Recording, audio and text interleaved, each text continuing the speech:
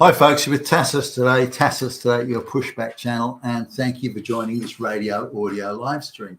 In this essay, I'd like to talk about an interesting sort of subject. It came up just recently, and it's about how you can force others to submit to illegitimate authority.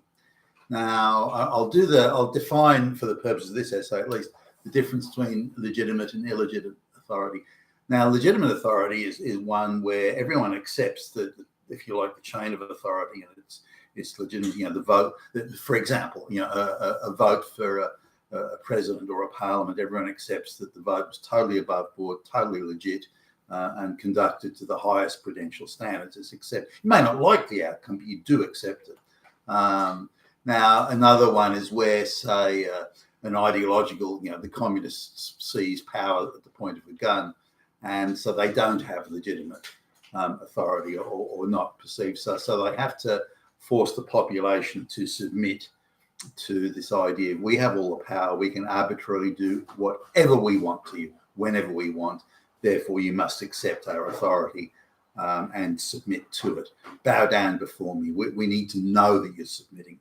We can't just think that maybe you've submitted or agreed or you'll go along. We have to know you've fully submitted, absolutely submitted to our arbitrary power and authority, because we have no legitimacy. So we have to replace legitimacy, which is common agreements and common acceptance. We have to replace that with arbitrary power, and that we can do to you whatever we. So there's a difference, and it's quite a key difference. And you'll notice the globalists are increasingly moving towards, you must submit to us rather than agree with us or share our views or share our values, because the globalists are achieving power ideologically first off, but so little of it is legitimate. They're rigging elections, stacking courts, controlling the media and turning it into an indoctrination machine. So it just demonstrates how much legitimacy they lack rather than how much they have. So, but I just want to talk about this idea of, so it's been around for a while. It's not unique to globalists or communists or something like that. It's been around for a while. I remember as a young sort of executive trainee type guy, I had a boss who straight white male. I had a boss who quite liked me. He sort of did the very avuncular, the kindly uncle sort of thing, and hey Billy Bob, come in Billy Bob, sit down, let me tell you about the world. So he'd give me his philosophy on things, and he would always pick a time when I was up to my ass in work and busy, and so I had to sit there quietly and listen to this bullshit. But I remember some of the things he said. Now, some of the things he said were probably valuable. This is how you do this, or this is how you. And he would talk about things in philosophical, not like out of the rule book, but as in a philosophical sort of thing. And some of it's valid today. The simple stuff like if you get thirsty, drink water or something. But he was talking about how you can gain submission from people, and it was a concept at that age I didn't really understand, but I remember what he said, and I think I kind of got it at the time. He was saying you have to, in order to get sort of the control of, but this is under man, if you're a manager and you've got subordinates, how do you get them to submit to you? Unquestioningly submit. So unquestioningly accept your authority and live in fear that you can arbitrarily do whatever you want, and that type of submission. And I suppose it's a cross between the tyrannical power and ideology, but this was his thing. This is how it went, his philosophy. In order to determine whether someone had completely submitted to you, had to go through a process. Come in, Billy Bob. Let me tell you about this, Billy Bob. So you had to get a subordinate, and you had to keep on going through demands upon them until you reached a point where they wouldn't agree. So you had to just keep on talking around in circles, going up and down, uphill, down dale. You had to keep on going around and around, pretending it was just a normal sort of conversation. And then you'd come across something they weren't prepared to agree to. Not that it's in any policy or a company manual or something like that. You just have to keep on going. And eventually you'll find something, and you have to make them submit to that. That is that they could have submitted to everything else, but then they might agree with it anyway. So they haven't submitted at that point. They've just agreed. And submission is the issue here. So, for example, maybe someone has got to do traveling, let's say. So now the company policy is that it's a 5-star hotel that they stay in, for example. So you have to say, okay, well, look, Jimmy Jack, we're going to have to downgrade. The budget's a little bit tight this year. We're going to have to downgrade you to a 4-star hotel. Oh, okay, says Jimmy Jack. Yeah, all right. He shrugs and goes, okay. Oh, well, look, actually, it's a 3-star hotel, Jimmy Jack. So he's, okay. I mean, the company's money's budget's tight, or a 3-star hotel. Okay, so Jimmy Jack at this point is still agreeing. He's still going along with it. Either you've convinced him or he accepts the premise that the budgets are tight, and he goes, oh, well, so it's a 3-star hotel. Okay. Oh, well, look, a 2-star hotel.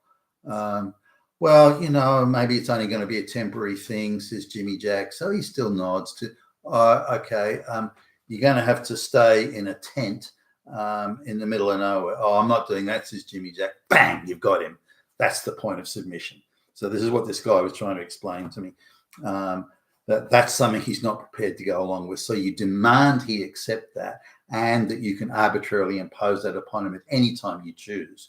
And it's only that he must now accept that. He must accept that staying in a tent.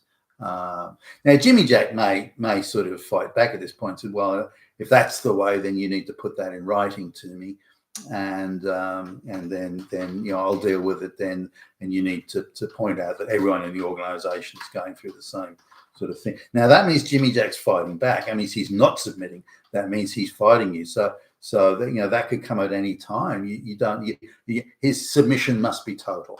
And now maybe you kind of win that point with Jimmy Jack, and he submits to it, but you have to make sure his submission is total. So you wait a few days and you pull Jimmy Jack back in and go, okay, well, look, so say the guy gets I don't know, company vehicle or something. Well, the normal vehicle is a BMW, but budgets are tight. We're going to have to drop you down to a Hyundai or something. Okay, says Jimmy Jack. Yeah, look, I don't mind. Budgets are tight. Some of those Hyundais are quite good. Yeah. Okay, so again, he's agreed. He hasn't submitted. So you have to keep on going. Okay, well, it's the entry-level Hyundai, and it'll be a used one with torn-up upholstery. Well, Jimmy Jack doesn't like that, but again, maybe it's temporary. He goes, okay. So Jimmy Jack's obviously not a hard guy to get on with here. He's going, but still, that you've got to get him to a point where he'll defy you, and then you can make him submit. That then becomes the objective of this. So you say, okay, well, the company vehicle for going out to see customers is now a bicycle, and with only one pedal. And Jimmy Jack, I'm not having that. That's it. Then you've got the point. Then you've got to make him submit to that. So you may have to get someone, so this guy explained, you may have to get someone to submit to you over a series of things. Now, if the guy fights back and goes to, your boss, and then he's saying, well, hey, you've got to then engage, put all your energy into getting rid of Jimmy Jack. So this guy's philosophy was that you have to be sure that the people around you have completely submitted to your arbitrary, tyrannical authority. Now, you may not force them to stay in a 2-star hotel or ride a bicycle. That's not the objective here. The objective is to find something that they will not agree to, then force them to submit to it. That's the thing. Now, this is that was when I think back to this guy, he was. As you can imagine, just from what I've said, he was pretty insecure and didn't have, his skill at managing people and managing situations was pretty poor. And deep down, he didn't believe that he deserved his position, and that there were people who were better qualified around him who could take his job at any time. Therefore, forcing everyone to submit to his arbitrariness was a key, as he perceived it, was a key element to his keeping power and fending off supposed challenges this. Now, when you look at things like arbitrary mass migration, arbitrary application of the law, rigged elections, so on, we're now all being subject to Western citizens, all being subject to this, we're going to make you submit, whether it's, the racist microaggressions, you're all Nazis, bow down and confess your sins. This is all part of that sort of power tyrannical ideology, at least in my view. Now it goes on. You see it sort of in HR departments and so on today. You must admit, straight white male, you've got to admit that you're a damn Nazi, and submit to our ideology that you are a Nazi, beg forgiveness, and we'll think about letting you inside the room. That sort of thing. And so it's now quite widespread. And given that the entire globalist movement, the race hustling and grifting, all that stuff, none of it is legitimate. Therefore, they have to overcompensate for it by this demanding submission. I came across it in some years later. By this stage, I'm an accomplished sort of executive and VP sort of dude, and accomplished in my own right. And I came across a guy who I actually knew, maybe not that well, but I knew, and he kind of headhunted me to do a certain job, and right at the sort of 11th hour, like I'm due to start work the next day or whenever it was, he says, I want to have a meeting, with you. So, about what? I'll tell you when you get here. Now, as soon as you hear that, you know that there's something weird going on. If they say, I can't tell you over the phone, or tell you when you get here, or that sort of stuff, then you know that it's an ambush of some sort. So anyway, so I it wasn't far away actually from where I live. So no big deal. So I went over, and he was doing this same sort of thing, that any benefit, because this gig involved quite a lot of travel, any benefit or anything that was standard, like the company policy was 5-star hotel, for example, and it was business class travel. That was the documented written policy. But he wanted to turn it into, look, I can make sure that you don't stay in a 5-star hotel. I can make sure that you travel coach and not business. I've got the power to withdraw any of the standard benefits you have, or frustrate them, or you want to get paid your expense claim monthly, but I may not sign off on that expense claim for 2 months. I can do these things and make your life hard and so on. And so you need to submit to me completely. And when I know you've submitted completely, then I'll sort of take a benign view of whether you stay in a 5-star hotel or not. And I was rather surprised. Now the guy was, I think, in my view at least, substantially over promoted. I wouldn't have given him a job at that seniority at all. And it's now reflected in this behaviour, this pathetic behaviour that he's engaging in. But I said, look, that I'll adhere to the company policies. I'm paraphrasing now, but I'll adhere to the company policies 100% and I'll follow all your instructions and directions. So what's the problem? Why are we talking about this? I'm not fresh out of high school or fresh out of college or something. So why are we going through this again, I'm paraphrasing it, this ridiculous ritual? But he was adamant it had to be this way. He had to be emotionally convinced that I had totally submitted to his arbitrary power. Otherwise, he was going to withdraw the job offer, which he did, by the way, purely on the basis of this. So it is important to some people. This now, for someone like me, it's not. I don't need to know this. It's not important to me that someone shares my views and goals, and I'll convince them of it. If they're determined to not share the company's goals and my views on how to get there, assuming I'm their boss, that is, then that would be a problem. If they're refusing point blank to ever consider it, obviously that's a problem. I'm prepared to adjust and move around a little bit to accommodate, but not to the point where the goals and objectives and the methodologies of getting there are completely ignored. Somebody may say, well, you're fine, you goals and objectives, but I don't give a fuck. I'm going to sit here all day and do nothing. So screw you. That would obviously be a problem. But aside from that,